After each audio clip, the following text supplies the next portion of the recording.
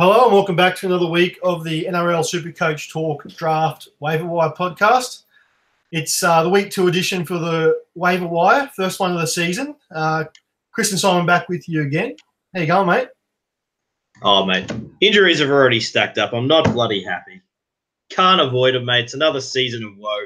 Anyway, let's get some bloody waivers so I can fix this side of mine that's already struggling. Hello, listeners. How are you? Yeah, you're going well to start the year, aren't you? Yeah, Tommy, Turbo, David Norfoluma, and bloody big Tyson Frizzell has ruptured enough. Hats off to the fella, but thank you very much for another injury. And just to throw it in, my little project player, Tyrone Roberts, has also gone down. So it's been a rough start, not going to lie, but thankfully this is a hell of a long season, and we're going to turn it around. I guess I hate to sort of harp on the wound you've got there with Tommy Turbo, but I guess I'll just sort of throw to you and just sort of ask, we drafted pretty early this year, much earlier than we ever do, just because we had to get a weekend that stuck for everyone. Tommy T, you took him second overall. Just got really unlucky, or would you do it? Would you do it again? Yeah, I still feel I would, because I got Josh Hodgson in round 3, who I still, obviously had the 80 minutes, didn't score hugely because he didn't need to on the weekend. I think that combination of Turbo and Hodgson long term, I'm still happier with that than, say, Cook and RTS. So we'll see how that plays out. Obviously, week 1, you'd rather have the Cook RTS combo, which would have been available in our 10-team league. But I'll stick with my guns for now. No, I'll tell you what, bloody RTS, didn't he look good on the weekend? Holy yeah. Good look, mate. There was that whole feel-good factor. Hats off to the Christchurch situation and the victims there, and anyone involved, and even just the nation itself. I've got a lot of mates in Christchurch, and that was just, that's just horrible. And I feel like it was really an awesome thing that the Warriors came out and played as well as they did. And with the doubts over their side, little Adam Kieran, who we'll talk about a bit later on as well. But that was really a feel-good factor. To see Roger in full flight was pretty awesome. Yeah, no, he played really good, and the Bulldogs looked absolutely crap. So I mean, not to take anything away from the Warriors, you just got to play the side that's in front of you. But I think if you're an RTS owner, you would definitely be really buoyed by that performance week 1. It's hopefully it's something that he can just keep building off, and he's a Dalian medalist for a reason. So you've got to be pretty happy with that selection after 1 round. Just want to quickly touch on that, the Bulldogs. I think special mention to the Bulldogs and the Titans. It's going to be long seasons for those two sides. I think it's pretty clear. And the only risk about putting a punt on either of those two for the Spoon is they're going to be likely as rough as each other. So, good luck to those fans. Hang in there. Yeah, it's going to be a long old year. All right, mate. Let's get into the first waiver wire of the season. This is always one of the biggest shows, the first one of the year, just because it's our first chance to have finally seen these guys perform, and we've kind of got some data to go off, and just the plain old eye test week 1, just to sort of see what sort of rotations coaches are going with and that sort of thing. More often than not, you're going to find a couple of big names come off waivers after the first week of the year, whether it's just due to injury or someone that's just sort of slipped through the cracks of draft leagues. I don't really see that player sort of glaring us in the face after 1 week, but they kind of just sneak their way through. Sometimes you don't even have to spend the first waiver on them. Sometimes they can be that sort of 3rd or 4th guy picked up off waivers that just could sort of keep on going. It's like, even when George Burgess come through the league, I remember he just sort of had that whole persona of everyone was thinking, oh, he's just not going to keep it up. Surely he can't keep it up. But then 20 rounds later, he's just there smashing the league, and he was the gem of the year. So these first few weeks, even if someone doesn't kind of stand out amongst the pack, I think it's still worth an ad, because you just never know if they're going to keep on going throughout the year. So I guess we'll get straight into the games, and just we'll kind of touch on our priority list towards the end. I guess we'll kick it off first with the Thursday night game, which is the Dragons at home to the South Sydney Rabbitohs. Should be a cracker, mate. Absolutely. That, to me, I was surprised with just how good South were, and I feel like the Dragons, I still think they're a good side, albeit Tyson Frizzell's a pretty big loss, but this should be a ripper of a game. Yeah, it does shape to be a really good game, especially since the Dragons lost week 1. Yeah. coming back home at Jubilee, I think their time is now to try and bounce back and show their home fans what they're made of, especially if they are sort of wanting to be a top 4 side. It's a big game early in the year. So guys who went well for the Dragons week 1, I mean, Jordan Pereira got across the stripe week 1. Would he be someone on the waiver wire that you'd be looking at? I'm fine enough with him as like a 4 CTW on rotation. I wouldn't be burning a claim, especially with Lomax just sitting there sniffing around anywhere in that back line. So I like him, mate. If you can pick him up as a free agent, or you're bloody 9th or 10th on the waiver, knock yourself out if you've got an injury to one of your CT dubs. Yep. I personally would probably prefer the other winger, which is Ravalawa. He didn't do too much in his first game in the league. I think he based okay for a rookie winger. I think he got 32 from memory. So he's someone I'd probably prefer just for that base, and he just looks like he's got a bit more attack in him than Pereira. So I'd probably go Ravalawa, but like you said, not really someone I'll be spending a claim on, I don't think. I feel like those two, mate, they're going to come up in both of them will come up sort of throughout the season in good matchups. Like where the Dragons have got a weaker side at home, for example, I think they'll be, very usable players. Yeah, I do agree with that. Let's go down the list then. So Jacob Host performed quite well, and anyone who plays in the classic version of the game would kind of be attuned to Host's minutes and output. Does that make him a waiver guy for you? Yes, it does, mate. I'm going to go out on a limb here and say that it definitely does, because of that injury now, Tyson Frizzell's ruptured nut can keep you out for a decent amount of time. I think historically you can come back with 1 or 2 weeks, but let's assume Tyson's out for a good few weeks. Obviously, the Bellin saga rolls on. You got to feel that spot for him is pretty secure and those minutes. And whether he's a season-long prospect is here nor there. But for someone that is struggling to, in the forwards to start the season, I think he's at least a mid-level claim for mine. Yeah, I really like his chances of. I know he's never played an 80-minute game in first grade, but I reckon this week's his chance. Yeah. Yep. You can't lose Tyson Frizzell and replace him with Blake Laurie, who's a noted, small minutes, kind of 40 to 45-minute, incapable of playing 80 really with his frame. Yep. You can't lose those minutes and not expect someone to benefit, and I think it will be Host and probably a little bit of Paul Vaughan as well in the front row. So those two guys should see an increase in minutes. Obviously, Tarek already plays 80, so I kind of like Host as a play this week and potentially for the next couple of weeks while Frizzell's out. Once Frizzell's back, though, it might change, but yeah, for the next couple of weeks, he's good. Which will be interesting because, like, if, with the DeBellin saga as well, he played the 67 minutes on the weekend. 80 minutes, he looks like a good, solid 50 average player. And that's not too bad for your front row, especially. Yeah, that's true. He's got the duel, which is always handy. So what about Blake Laurie then? I kind of touched on him there just with his lack of minutes. Do you think he's anything worth picking up? I can't get on board with it for the reasons you just mentioned, and I don't feel like I need to add much more. Yeah, I'll pass it. He's not even a free agent for me. I think he just... No, I can't, mate. He's just something about it. It just looks like, as you said, 80 Host, 80 Sims, and Laurie rotated through. I'm not on board. Yeah, especially with Duffy on the bench is a weird kind of rotation they've got there at the Dragons. They've just got Leilua, Kerr, and Lattimore to kind of spell Graham, Vaughan, and now that lock position. So I don't think Laurie will see a huge increase in minutes, if at all.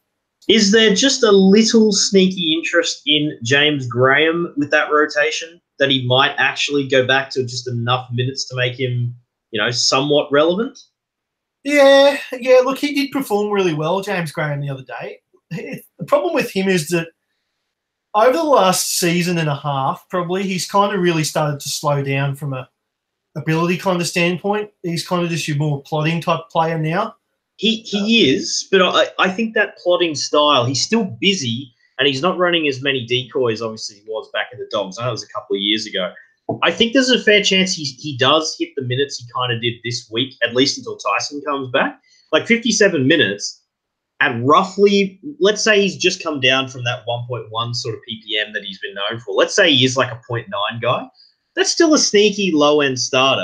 I'm okay with a free agent, potentially very low claim there, at least till Tyson comes back. So what are you pegging for points-wise this week then? Do you kind of... Sort of like around somewhere between 50 and 60 looks sort of like I think that's a reasonable expectation. And for those who went a bit weaker in the front row as I do, like that's not a bad option, I guess.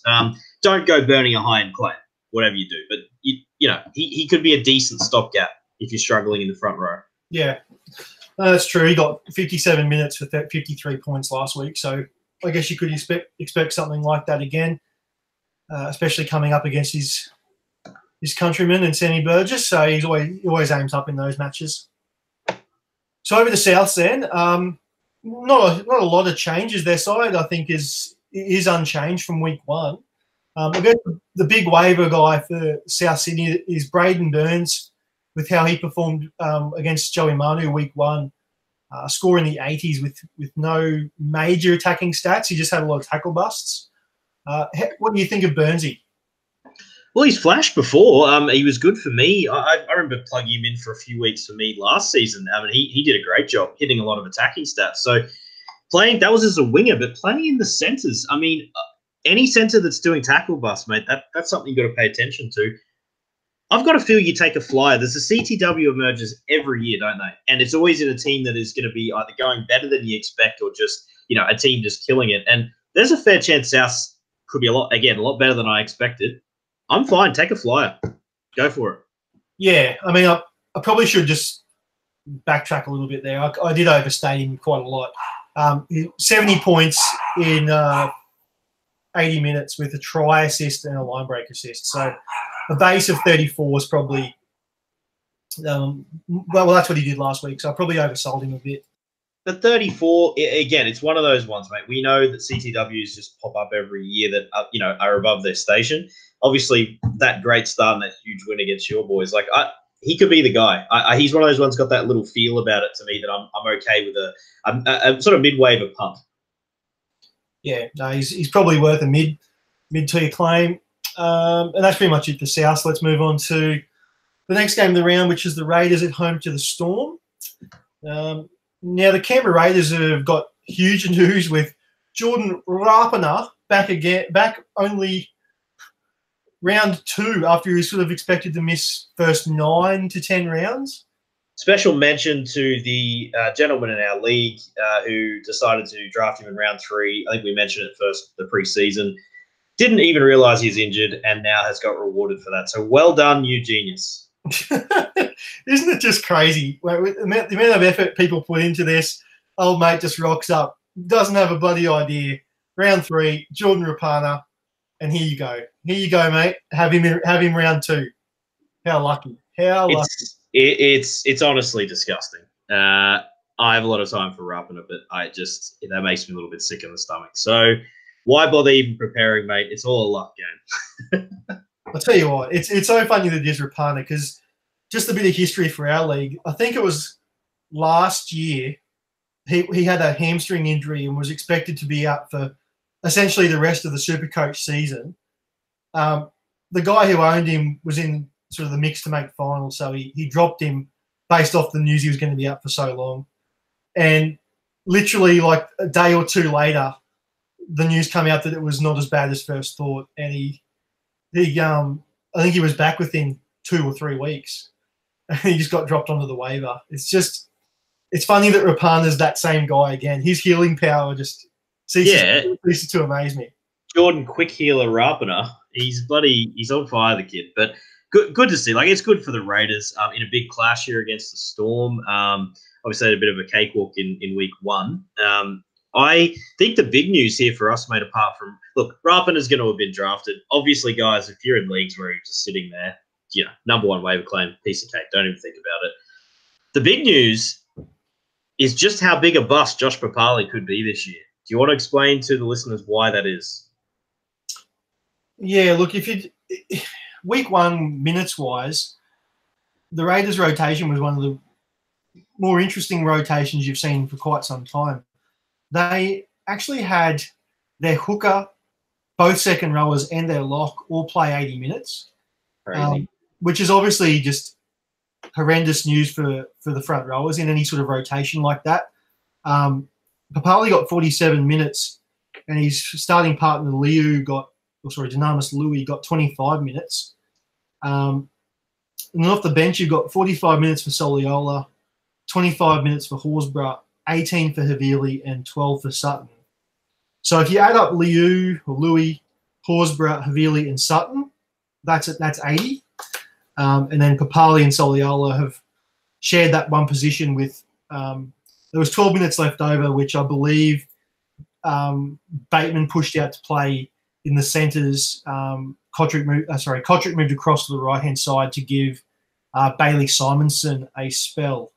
So now that Rapana's back, that 12 minutes that was being shared extra between those two might even decrease even further. So Papali seeing 47 minutes is a real concern. If that's the ceiling for his minutes-wise this year, you've got to be majorly concerned with Papali going forward, I reckon. Yeah, I think there's a lot of leagues that they'll probably not be onto this yet. I can't. There's too big a risk to not act now. I think you're not even necessarily selling low. I think just try and sell on the name now. Try and get something back to your side, because I think the writing is on the wall there. It could turn around. This could be just one of those weird week one things. But we weren't that excited about Papali in the front row to start the season anyway. We weren't expecting the minutes to be distributed like this. So, because traditionally Stewart has obviously rotated his lock quite consistently. Like, he only gives his lock between 50 and sort of 60 minutes. If Bateman is indeed an 80-minute player, try and get something back from Papali. Sell on the name. Yeah, because like if Papali is going to be relevant, then that means that someone out of Tarpany, Whitehead, or Bateman is going to have to lose 15 minutes somewhere. It might be Bateman, and Papali might be fine. But I mean, it's only week one. But geez, it's pretty hard to. It's pretty, the data you've got after a small sample size of 1 week. It's not looking good for Big Papi. But anyway, that's just kind of all we have to talk about for the Raiders. I don't think there's anyone really waiverable other than Bateman if he didn't get drafted, which I would imagine he would have in most leagues.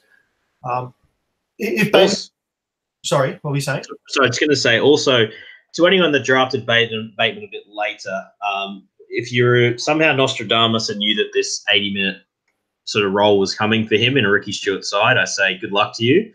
There's a bit of fortune attached to that. Yeah, that's pretty much all I've got to say on that. I think it's a bit lucky, but if you've got Bateman there, that could go really well for you. But yeah, this is one of those things. Let's see how it plays out. All right, mate, on to the Storm then. Now for Melbourne, you've got Kenny Bromwich, which is probably the big name to talk about here. He played 73 minutes, I think it was, on the weekend. If he's playing 73 minutes and is starting for the Storm in the back row, normally you'd be saying, well, he has to be mentioned. But I don't know. He's just not really someone that I'm overly drawn to be honest, old K-Brom. He's got a sneaky bit of upside in him. He can be a flashy player at times, little Kenny Bromwich, but I think Stimson can't be too far away, but it is interesting that Stimson's not even on the extended bench. So maybe there's a bit of a run in the side. But I feel like it's Stimson's spot to lose when he's fit. Yeah, you're probably right. I just wouldn't be spending a waiver on a guy that I don't think keeps his spot for that much longer. So, yeah, not too much doing for the Storm. Also, special mention to Nelson Asofa Solomona. I don't think I've seen a front row forward or any player have a shorter stint than he had. Second stint the other night against the Broncos. I feel like he came on and was off literally 5 minutes later. It was he might have had like one run and went off. It was just the weirdest rotation. Nice. All right, mate, on to the next game on Friday, 6:55 p.m. at Suncorp. The Broncos at home to the Cowboys. Wholesale changes for the Bronx, obviously with Matty Lodge getting suspended for that tackle mid-air the other night. So he's gone for a couple of weeks, which sees TPJ start front row. Jaden Sewers copped the axe and he's moved back to the bench with David Fafita being named to start in the 12 jersey. And also your mate James Roberts has been named to play, so he's obviously not quite locked in yet. He's still going to get through the week to see how his spasms are going. What's your thoughts on the Bronx? I thought Jack Bird, for all the flack he's got this week, I thought, other than that one play, I thought he was running with a bit of authority as the game wore on. Little interest in Jack Bird. Yeah, they might. Sneaky 5'8" eligible as well, which is kind of handy. Bit of upside. I think he's a good low. I don't still think, if you got leagues where people are just hating on him, especially Broncos fans after that, unfortunate incident where he got crunched, I'd be buying super low. See if just flat out a terrible offer and see if you can pick him up. I think he could be quite useful as the season wears on. Yeah, I'd be wavering for him if he was available in free agent. Yeah, I'll waver him. I think there's something there this year. Really liked what I saw. Other than that, mate, I mean, David Fafita is obviously the name worth discussing here. What are your thoughts? He's got to start. Obviously, Gillett remaining at 13 is interesting. I don't know for how much longer. And Pangai Jr. moving into the front row, obviously with Lodge suspended. So, is this really what the makeup of the Bronx lineup will be once Lodge is back? Obviously not. But Pangai moving to the front row as opposed to Gillett rotating to the edge. That's the interesting story for me. Yeah, what I think is going to happen with the Broncos is, well, last week Sewer started and Fafita was on the bench, and obviously they've flip-flopped it this week. I kind of am getting the sense that Glenn's going to get his 80 minutes on that one edge. Yes. I think Fafita and Sewer are going to spell each other in that second row spot. I think you're right. And obviously Gillett kind of just pays 55 minutes for a while and gets a bit of a spell. The reason why I think Sewer's back on the bench more so this week is I think he's more likely to rotate through the front row. Mm-hmm. You've got Sewer, Flegler, and Fensom. Two of those guys are going to have to rotate through prop, and one's going to have to rotate through either Gillett or Fafita. So you'd imagine that would be Sewer with Flegler and Fensom going through the front row. I really don't think there'll be too many minutes to be had between those bench players this week, to be honest. I think without Lodge, I think the front or the starting pack will probably see bigger minutes, but it's going to be a fluid situation until you kind of get Lodge back to kind of understand how the rotation's being run there by Seabold. Well, here's one for you then. So I'm with you. I think you nailed the rotation there in terms of minutes. Is Alex Glenn a sneaky low-end starter with his weird upside that he has if he's locked into 80 minutes, or is he at the back end of his career too much that he shouldn't be considered? Oh, I've never really been an Alex Glenn guy in fantasy, but I don't really have a reason for it. I just kind of – he's just not and look, that's the thing. There honestly is no reason for it because his stats are what they are. He does have sneaky try upside. He's just not a guy that I'm overly drawn to because he doesn't really have any trade value. No one's really interested in him. No, he's always comes up in these waiver discussions, and there's been a few times over the years I've thought, you know what? Is he really the worst third 2RF with a little bit of try scoring upside and a base of about 40 is pretty safe for him. Like he doesn't hit 50 very often, but he'll get between 40 and 50 quite a lot. Yeah. And then all of a sudden, out of nowhere, he ends up playing center, or he, plays a 65-minute game and scores 30-something. He's just that sort of guy. He's a little bit like Josh Jackson has been, but obviously a worse version of Josh Jackson. The only thing making me think that maybe he's a bit safer this year is you've got like a Katoni Staggs on the bench who, as we saw, will come in and play center if need be, but is versatile enough to play somewhere else. Yeah, the big thing is that it's just Gillett being lock. He's the number one second rower there. If Gillett is out of the picture, yeah, Glenn's the last one losing 80 out of Fafita, Sewer, and TPJ is more of a lock than he is second rower. So Griffin's come out and said he wants Pangai Jr. playing in the middle. So Glenn is pretty secure in his role, which is weird to say. Like he's not the least naturally gifted of all of the players there, but he's definitely the safest. I could get around. I'm going to go as far as to say I think he's at least a decent free agent pickup, especially if you're needy in the second row. It's not. I think that's the other thing because it's such a deep position. Maybe this is where people aren't going to need to run out and grab an Alex Glenn, but I think he's an okay low end option. Yeah. All right. So yeah, David Fafita's kind of your waiver there. We'll move on. On to the Cowboys. So their team's pretty unchanged as well. I guess for waivers,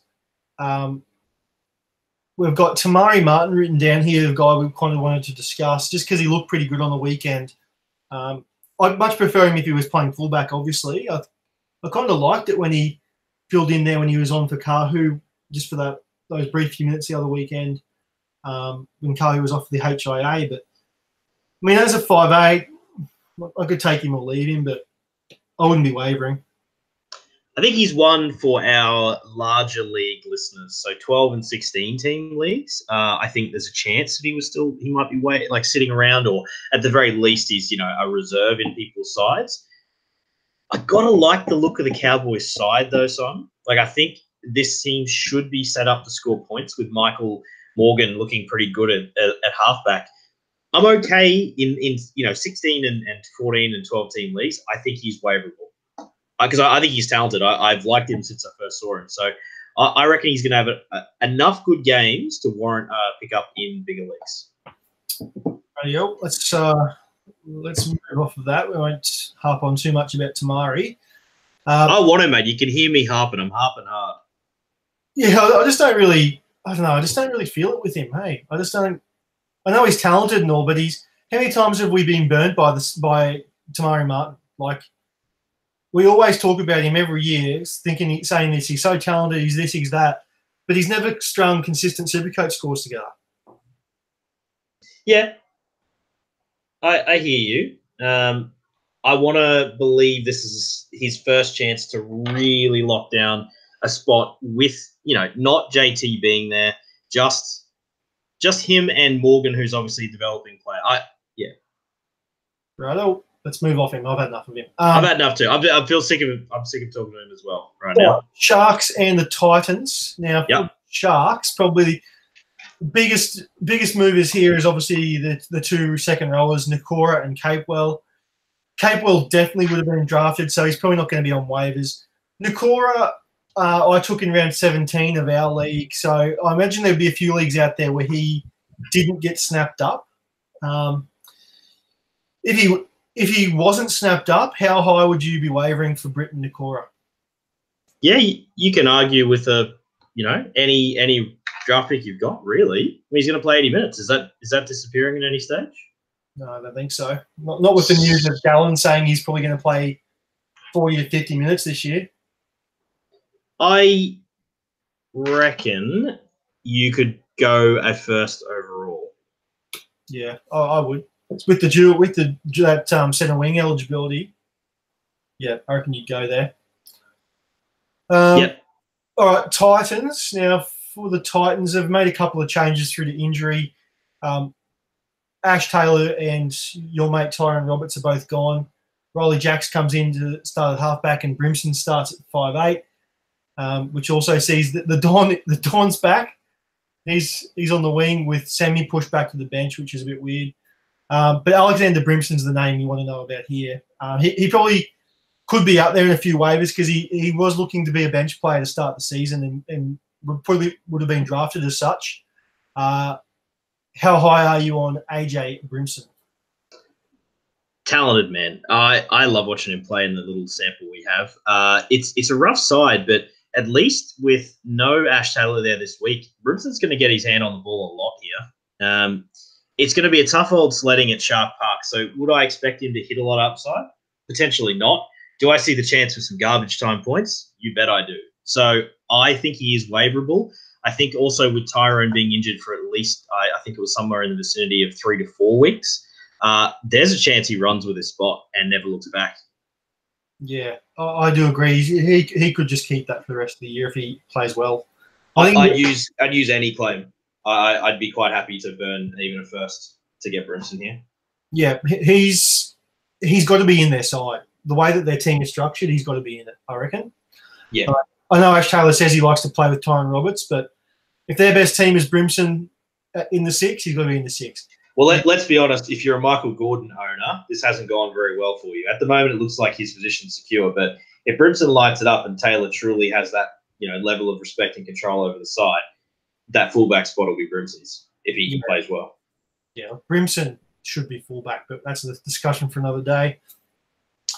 Okay, mate, on to your boys, the Newcastle Knights. Jeez, it's been a while since you've been 1-0. Well, it feels like it would have been a while. Yeah, mate, that's good to see. Against the Sharks as well, like that's a great start. And then you see, like, at home now to Penrith. I mean, the excitement's growing, and it's a good-looking side. And I'm not going to go too, big fanboy here, obviously, the Knights, but, like, David Clever was so pumped when we signed him, and well done, delivered. Yeah, he was really bloody good, wasn't he? 60-odd points in 60-odd minutes, which is what you want from the big boy up the front. So waivers, mate. I see Herman SES. He's found his way back onto the interchange bench. He'd be on waivers in a lot of leagues. What's your thoughts there? Can you get excited about that at all? Oh, not really. I don't think so. Like, they've just got so many players that are kind of similar level, don't they? I mean, Guerra, Barnett, SES, Glasby, they're kind of all interchangeable, really, and that's the rotation they kind of go through. So, I mean, Herman's fine, but I think his value's dropped for good reason. So, he's not someone that I'm overly interested in. I think I kind of get the feeling he's only there just because of Saifidi getting injured. So, who knows if he'll still be there in a few weeks once Saifidi comes back. So I probably wouldn't be wavering for him, and I'd wait and see on him. Not much else for you Newcastle Knights, I don't think, in terms of waivers. Nah, nothing really there, mate. I think it's interesting to see how this back row rotation, or indeed the forward rotation, plays out. With Sione still an odd choice in the back row, but obviously win round one will keep Mitch Barnett on the bench. So, yep, it's a bit interesting. But I mean, Sione Matauti, you kind of think he would have got Heimel Hunt's spot out in the centres, but he's Sione Matauti. He's kind of very much like Alex Glenn to me, in my eyes. I just don't really get overly excited about him. He just doesn't score as many tries as Glenn does. Yeah, fair enough. All right, on to the Penrith Panthers. Now, there's been a few changes here with Jack Hetherington moving out, or Fisher Harris to take a second row spot, and Hame Sele to get named at lock. I know he did start there the other day, but he's been cleared of any injury and he's back, so named to start. You also see Katoa come in to start at hooker there. James Fisher Harris is the biggest name in terms of waivers here. We want to kind of discuss for Penrith. Playing in the second row, last week he scored 61 in base, which is very good, played 60-odd minutes as well. What do you make of Fisher Harris, now that he's kind of got that edge spot? Interesting one, obviously, with Kickout to return at some point not too far away, we think. I like him when he's getting the minutes, so I've got to think he's good for at least until Kickout comes back. But he's just really a guy. I liken him a fair bit to, like, say, a Gavin Cooper when Cooper was sort of humming along. Sort of a low 40s, with every now and again hitting something, attacking with his typical minutes around about that sort of 50, 55. With the extra minutes he got last week, obviously his score was a bit better, but I'm not too excited about him long term. No, not really. I think pretty much exactly what you said. I think those inflated minutes were crazy with Selly going off and then Isaiah Yeo getting concussed. He's going to be fine, like really good for the next few weeks. But yeah, once Kickout comes back, will be the real test for what Fisher Harris's value is really. And James Tarmo, wow. Speaking of inflated minutes of injury, holy shit. Wow, inflated minutes and scores a line break try. Let someone else in your league burn their high-end claim on him. Yes, there are these random fluke guys that have big seasons, but if it's James Tarmow, mate, we're in the wrong business. Surely that's not what's happening here. No. Do not spend a waiver on him. Pick him up as a free agent only. That's my advice for him, I would say. Yeah, play him for a couple of weeks, realise that he's going to get 40 minutes and score you about between 35 and 45 points, and drop him again. Yeah. No, that's just how it rolls when minutes get inflated in games, unfortunately. All right, mate, on to Manly Sea Eagles at home to the Sydney Roosters, which is a Saturday 6:35 p.m. game. Now, for Manly, you've got Adam Fanua-Blake, who would have featured quite highly in this waiver show had he not been suspended for a week. Let's just say, like, if you do want Fanua-Blake, you're probably going to have to waiver him this week. What do you recommend for potential Fanua-Blake owners? I'll probably surprise you here, I think. I reckon he's a real talented player. I think he's a big body that actually moves quite well. And I think his sort of PPM's good enough to be I think it was last year I started going, geez, if this guy can ever get minutes, he's going to be pretty good. He appears to have obviously a motive that can handle it as well. I think obviously his minutes had to be somewhat inflated last week. Like, was it 62 we worked out? Yeah, I believe it was 62 or 63, something like that. I think even with 55 minutes or somewhere between 50 and 55, he's probably a just above wave level guy that could be, you know, when a real life player has talent, which he obviously does, sort of meets opportunity in Supercoach, he becomes relevant. I think he's right on the bubble of that. Look, I see what you mean. Like, if he gets the minutes, he's got the talent to live up to really high Supercoach billing. I just see a very similar problem here with Manly, as kind of like was mentioned already with Canberra. You've got Coruscant playing 65 minutes with Fainu now on the bench. So there's that rotation there. So there's the 80-minute spot between the hooker. They've also got 80 minutes being played by both second rowers and their lock forward. So if DePauw's going to get big minutes as the other front rower opposite Fanua-Blake, I just don't see where these minutes are coming from for Adam Fanua-Blake to go out and get you sort of 55 minutes. I just don't see it. Yeah, it's one of those ones. It's really a pain that he got suspended, you know, for the week that he is, because I would love to have seen another week of it, and have made the low end waiver claim that I'm going to suggest is a decent choice here, just to see it, because now you're going to have to sit on him for a couple of weeks, and it could just be a wasted roster spot at this crucial early part of the year. So I'm more inclined now that he's been suspended to think you might not have to waiver claim him. Yeah. Take it through. If you can get him as a free agent stash and you've got the bench space, which I don't because I've got so many bloody injuries, whinge. I like that. I like that play. He could actually be quite startable this year. Yeah, no, that's right. Like, we're not asking him to be a 60-point player. We're only asking him to be a 50-point player with the occasional 60-point game, and that's fine. That's right. As a startable second front rower that, to at least get you through. I think I'm okay with that one. As for the rest of the side, mate, Curtis Sirenen, what did you think? I liked him. I don't like Curtis Sirenen, but I liked him for fantasy. I was against him this week, so I was. That's probably why I noticed him so much, because I was swearing every time he freaking offloaded. I just don't think he's a very good real life player, but for fantasy, he was just throwing stupid offloads and whatever. That's good for Supercoach. He played 80 minutes, scored you 64 points, and that's what you want. I wouldn't mind Curtis Sirenen as a third, second row forward. I think he's going to be fine. He'll probably get injured eventually, but while he's fit and playing, you may as well ride it. I'd waiver. Yep, I'm fine with that. Low end waiver. Probably went too late in most leagues just to the injuries that he has. And he's obviously not a long-term prospect because touch wood, I'm rooting for him, mate. I hope he doesn't get injured, but unfortunately the history suggests otherwise. But low-end waiver, on board. Let's not talk too much about the Roosters, I don't think. There is one. There's one name. Don't say it. Fire up. I'm not going to name him. I don't want to name them. I don't want to name either of them. I'm just saying, grab either of your wingers as free agents this week, plug them in, and then drop them the week after. Oh, thank God. That's all I'm going to say. Don't even just say the names. Oh, righto. And I'm not going to say the name of number 12 either, but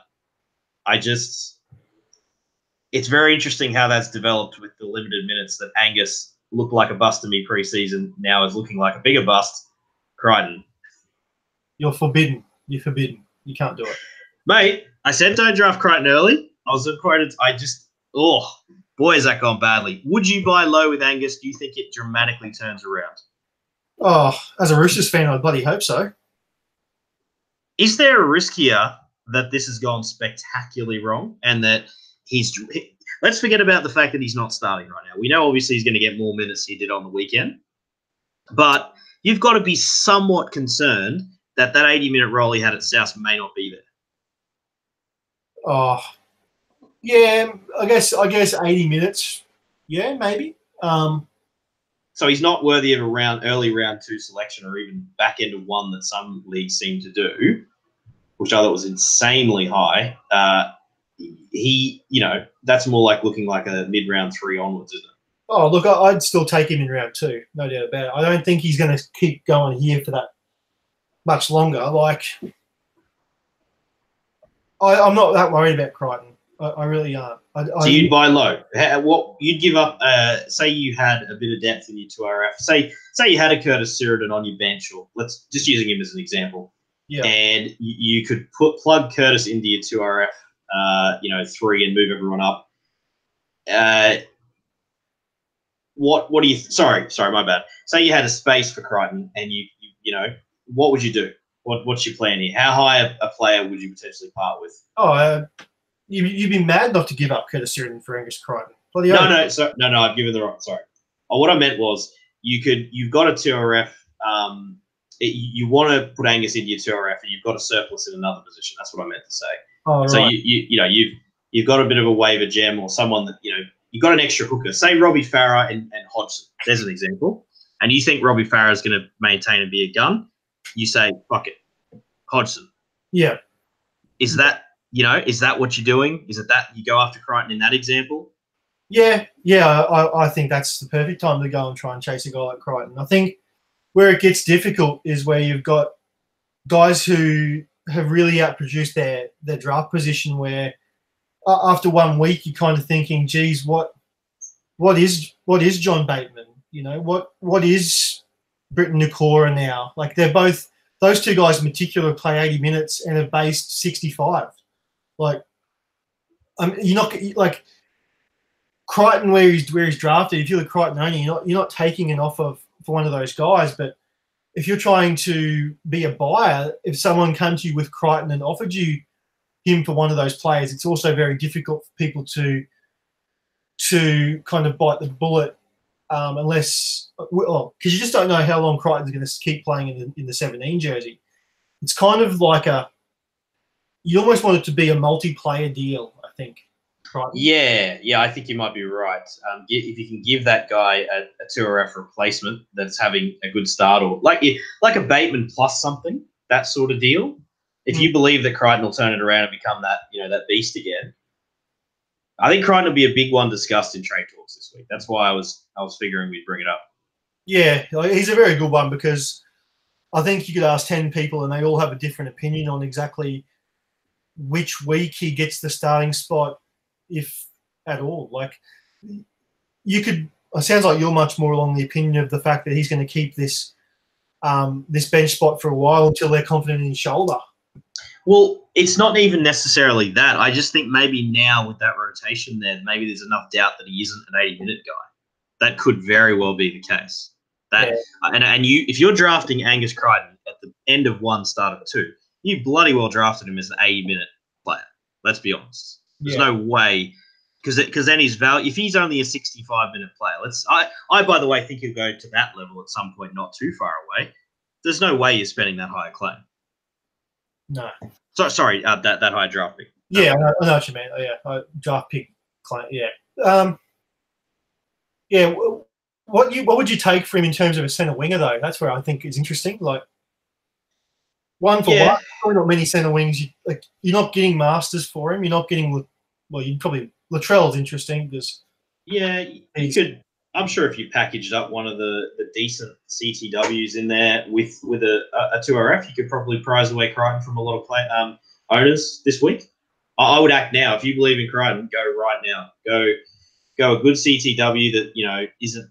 I wouldn't necessarily go as high as Latrell or Masters, but really anything below those two guns, I'd be happy enough to part with if you believe. Yeah, no, yeah. I think Masters' his value's really shot up after just 1 week. He's almost untradeable as a centre winger at the moment. He's just that good.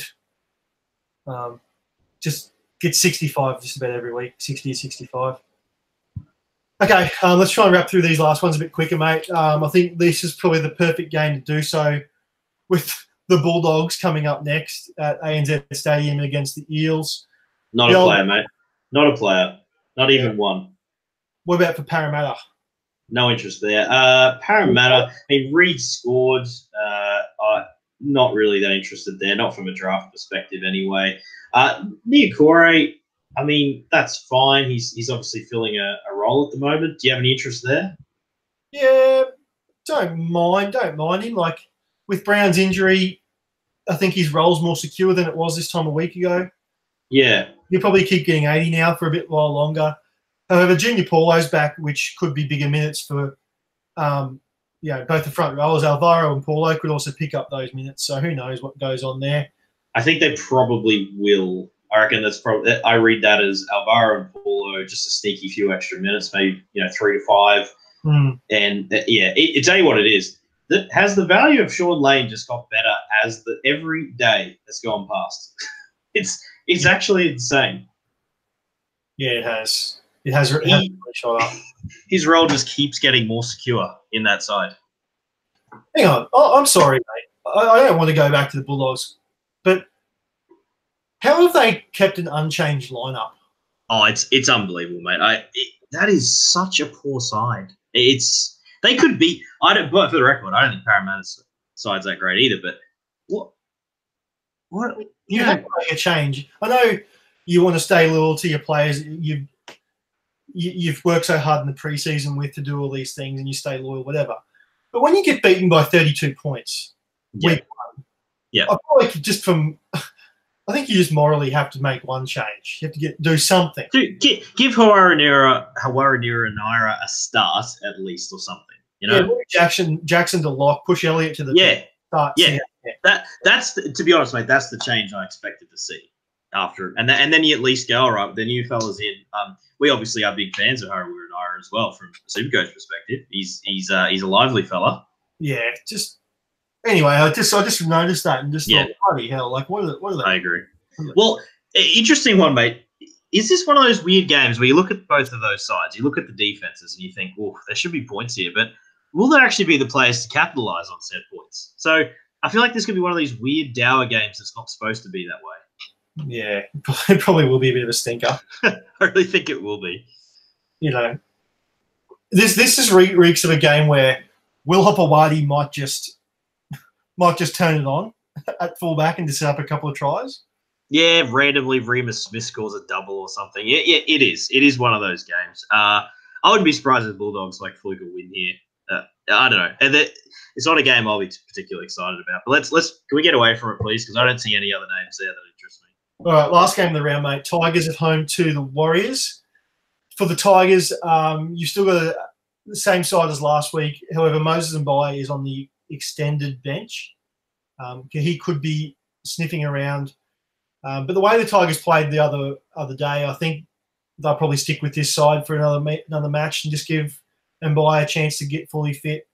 They looked pretty good. The Tigers pretty solid. I know it wasn't great conditions throughout the week, and they were against Manly of all teams, so it wasn't like a huge scalp. But you've got Fanua, Momorovsky, Robert Jennings. Good luck trying to know which of those is going to make way for Nofaluma when he comes back. I don't know what to think of all of those guys. They haven't really got high try-scoring potential either, as you saw with Jennings only scoring 17 on the weekend. I don't think he's going to get nearly as many tries this year, which kind of goes without saying, just given the team he plays for now. But Robbie Farah is the big news. He's probably going to be number one waiver claim out there if he wasn't drafted. Do you kind of buy into him getting 80 and being a gun rest of season? I mean, is this the way it's gone? Is there 80 minutes? Is that they're just going to ride him into the turf? Is this what we're seeing? Yeah, well, I mean, their bench is Packer, Thomas McKaylee. You don't know who that is. Isn't McKaylee? Is he the young hooker? Nah, he's a forward. McKaylee. McKaylee. Yeah, I'm not familiar with him either. He's a rookie. So yeah, rookie forward. Alawai and Cheekham. They're all Cheekham. Yeah, our mate, the Chicum. Look, I guess you have to buy in, don't you? And if he is of course he's waiverable, especially if you need a hooker and you went light on with a Mahoney or a Granville. Like if you're at that end, you've got to put a first waiver claim in. I wouldn't really be burning a big claim if I was like just for trade bait, because I mean, do you really think you're guaranteed to get someone to be interested in Robbie Farah? Probably not. But for the same token, if you need a hooker, he's your guy to take a punt on. I think he's the perfect guy for someone that in the scenario that you mentioned earlier. If you've got a hooker that you're really happy with, he's the guy you go and if you believe in Farah, you sell your other hooker and keep Farah, because you're going to get more value out of the trade that way, because you're probably more likely to believe in Farah's ability to be useful for your team, and you're not going to get as much for Farah as where you value him. So I think that's where he comes into play more so than much else. A real interesting one would be if you're the McInnes owner, but you believe in Robbie Farah, for example, that could be a really good one. Yeah, definitely. He'd be one I'd look at. All the other more established hookers, like Cook Hodgson, Cam Smith, Andrew McCulloch, probably just hang on to those. But in deeper leagues, mate, I mean, if I was in a 12 or a 16 team league and Robbie Farah was somehow gettable or waiverable, that would be a good strategy you just mentioned. I'd take him over Coruscant rest of season, I reckon. Yeah, with Finau sort of sniffing around there, that's gone very poorly for Coruscant. I mean, Farah's big worry is injuries, but so is Coruscant's. Yeah, true. Very true. The other name I want to mention, mate, is what do you make of Luke Garner's performance? Yeah, he was good. Really good. Made a couple of near breaks and also made that one big break where he scored his try. He looked good. Didn't get 80 though, which was a bit of a shame, but if you picked him up, you'd be pretty happy with him. He's probably out there in waivers in quite a few leagues still too, so he's worth a low-end claim. Can he get 80? Like, is it a chance that was just week one eased in? I don't think so. I think Cheekham's role is to come on and give him a spell for the last 20 minutes or so. Yep, I think you're right. I'll check Cheekham's minutes, but watching the game, that's what it felt like happened. What happened?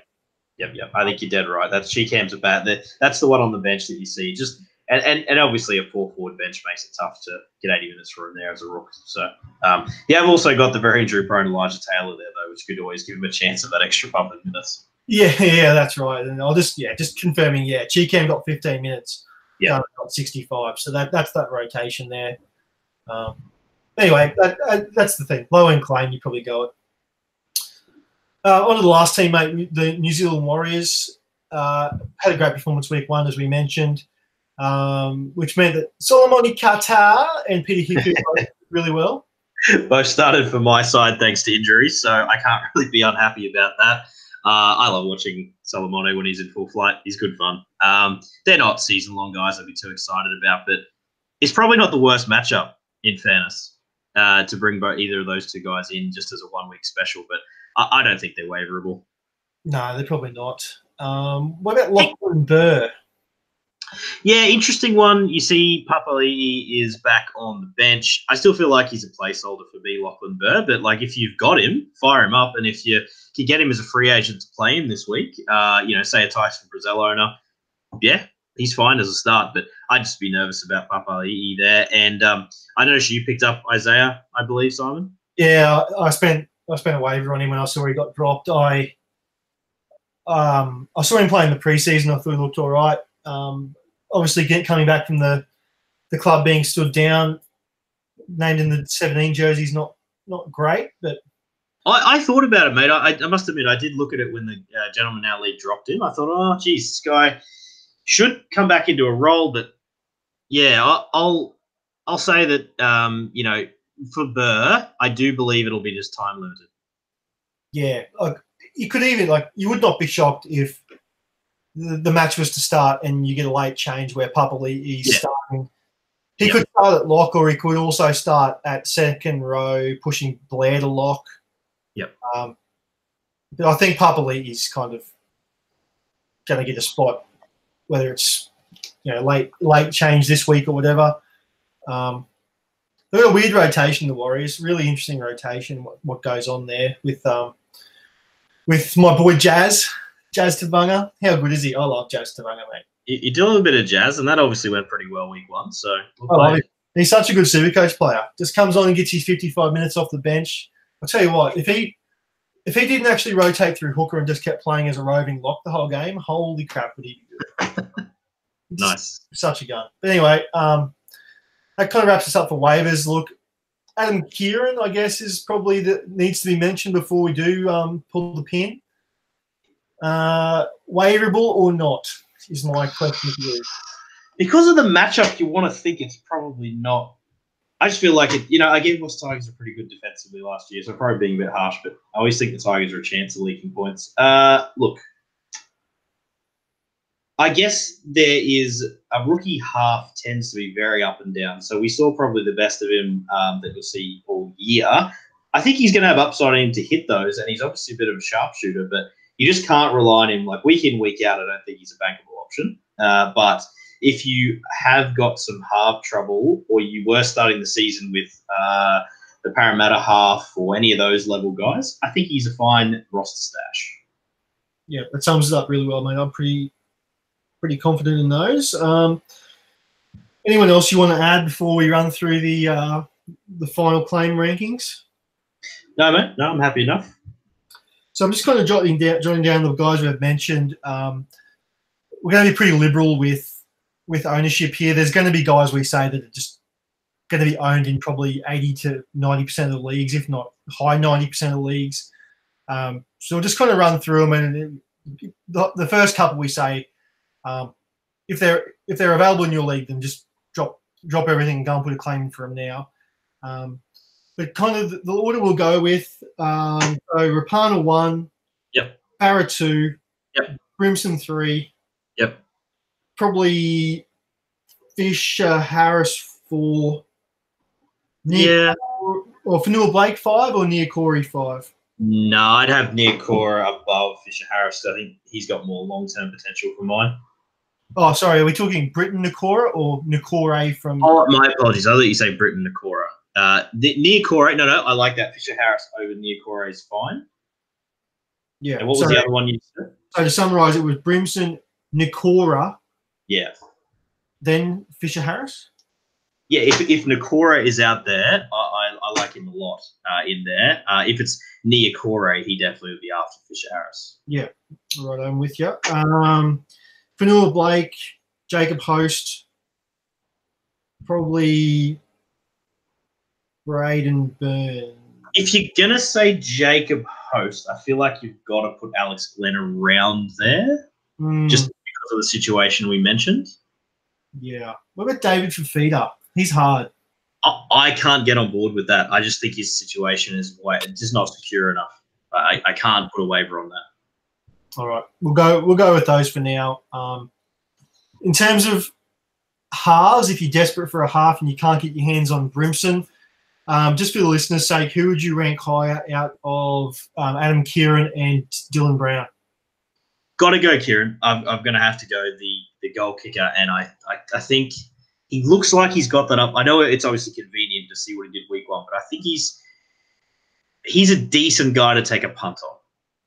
Yeah. So if I had Brown, I'd potentially put a low-end waiver claim in for Kieran. That's the best way to answer that. Nice. I like it. All right, mate. That pretty much sums us up for the first week of waivers or major waivers. Thanks for everyone that's listening. We are going to try and get this podcast up on the Supercoach Talk regular podcast stream. So we've tried this many times before. It hasn't quite worked out. So we're going to give it another crack. And see how we go. So hopefully you're listening to us on there. If not, and you're hitting us through the Podomatic feed or iTunes, well, obviously happy to have you on that as well. Hit us up on Twitter for any questions at NRL Supercoach Talk Draft or on the Supercoach Talk website. Just go to the draft section. That sums us up for another week. Thanks for listening, guys, and we'll catch you next time. Yeah, been good fun. Week 1's always a bigger podcast. We obviously week to week usually not as monstrous as this one is, but been an absolute pleasure and good luck, folks. Good stuff. Catch you later. Bye.